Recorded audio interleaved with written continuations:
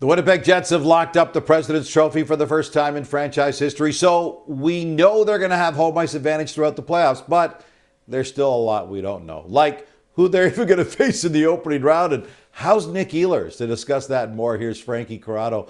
Frankie, Ehlers left Saturday's game after a collision with the linesman, looked kind of harmless, then he left the game, didn't play on Sunday.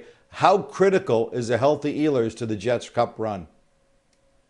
That's my biggest concern right now for the Winnipeg Jets, Gino. Are you going to have Nick Ehlers? If you do, how healthy is he going to be? Because he really drives play on that second line. And let's take you back earlier in the season. Okay, leading up to the trade deadline, there would have been some thought that maybe you needed an upgrade on that second line. They didn't do that. They didn't get Brock Nelson. And you know what happened to that second line? It took off. Perfetti, Nemesnikov, Ehlers, those guys really found something and played very consistent hockey after the trade deadline. So now if you don't have Nick Ehlers, the power play loses a big piece. Power play has been a big component for this team. You lose a really consistent offensive player, and you lose the guy that really drives that second line, which you need to have come playoff time. Outside of everything going on with the Jets, that's my biggest concern for them going into the playoffs right now. Is he available? And if he is available, how healthy is he? Frankie, it's interesting, the word balance comes to mind when I look at this version of the Jets. This version of the Jets has more balance than maybe any version of the Jets we've ever seen before. Not just Connor Hellebuyck.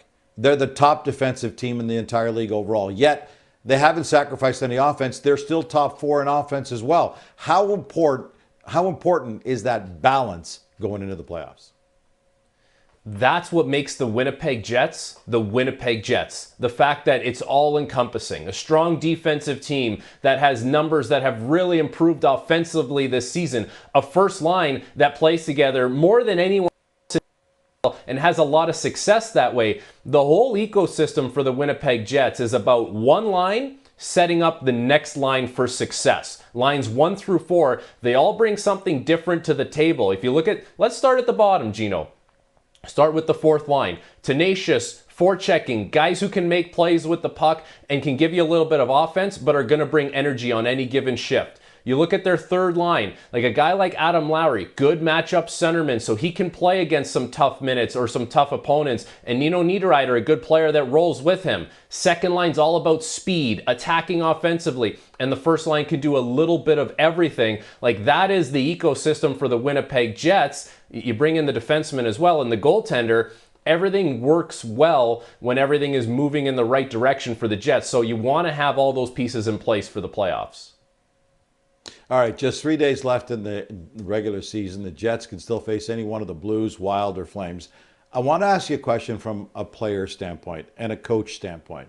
Scott Arniel now, probably in the back of his head, is starting to think, hey, this is the team that we'd like to face. Some of the players in the room are probably thinking, hey, this is the team we'd like to face. How do you handle that mentally in the room to get the guys focused on themselves as opposed to on who they could possibly face and who they would like to face the most? You know what you would say? Don't even think about it. Don't even think about who you want to play. You want to play St. Louis? They got plenty of firepower. They got a great goaltender. You want to play Minnesota?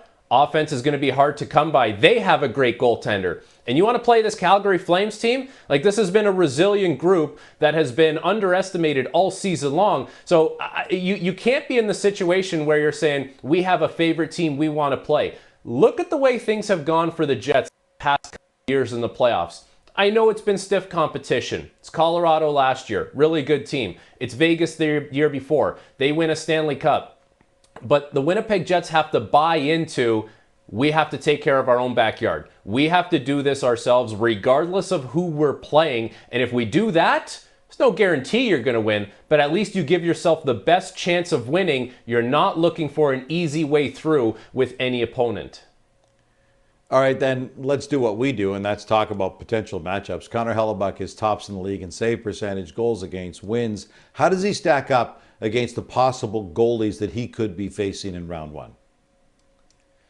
It's no doubt. Connor Hellebuyck, this year, the best goalie in the NHL. He's going to win the Vezina, could win the Hart. We'll get a lot of votes for that. But to say that, he is far and away the best goalie in the series, look at the guys he might go up against. Jordan Binnington, in a one-game face-off in the Four Nations Championship game, he stole the show. Connor Hellebuyck might be the best goalie in the game. In that game, Jordan Binnington was the best goalie. If you play against Minnesota, Philip Gustafsson has been so consistent, and in a year where Minnesota has had a ton of injuries to key players like Kirill Kaprizov and a number of players on the back end, Philip Gustafsson has given that team quality minutes, won them a lot of games along the way.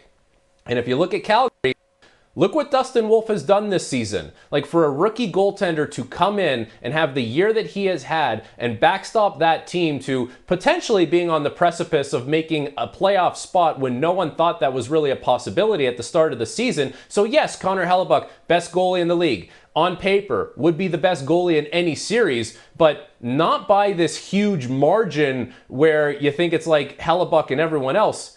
The other opponents, they're going to have quality goaltending, and so Connor Hellebuyck is going to have to out-duel either one of those guys in any situation that he gets thrust into. Speaking of guys having a great season, let's talk about the matchups at center right now, because that could be huge. Mark Scheifele is the Jets' top center. He's already hit a career high with 86 points, already tied his second highest goal-scoring total of his career with 38. What can he look forward to in a first-round matchup? Mark Scheifele has to be for sure the best centerman in the series and possibly the best forward in the series, because the two kind of go hand in hand when you're the first-line center. And look at the way things went the last couple seasons. And it was tough. You had to go up against Eichel in Vegas. Then last year you had to go up against McKinnon in Colorado. But Mark Scheifele has shown something this year, Gino. His commitment away from the puck, turning himself into such a well-rounded player, it looks different this year than it's looked in previous years. So for Scheifele, the jump from, what he has been, what he is, to being the best centerman or the best forward in a series doesn't feel that drastic because of all the work that he put in this year, the performance that we saw from him this year, but he's going to have to do it. Like, the regular season is different than the playoffs. You're going to have to win that matchup regardless of who you go up against, but he has shown this year that he has taken steps to being a harder player to play against, and that bodes well for him.